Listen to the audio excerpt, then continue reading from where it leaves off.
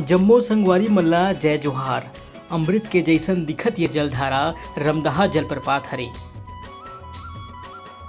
हाँ, झमाझम बारिश के बाद एकर खूबसूरती हा भारी मन भावन हो गे हे। आप मन देख सकते हो संगवारी करीबन 100 फीट के ऊंचाई में ये जलधारा हा गिरत हे, जो अमृत जैसन लगत हे। और एला देखे बर सैलानी मन के भीड़ हा लग गे हे। आप लोग देख सकते हो संगवारी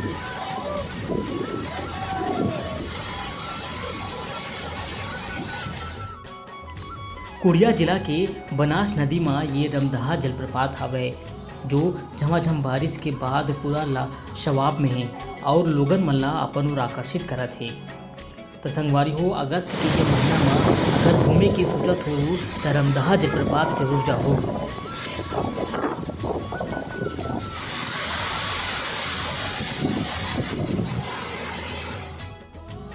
छत्तीसगढ़ के ऐसने अउ नवा नवा वीडियो देखे बर हमर संगवारी चैनल ला जरूर सब्सक्राइब करो और नया दुलार बनाए रखे रहो। जय जोहार, जय छत्तीसगढ़।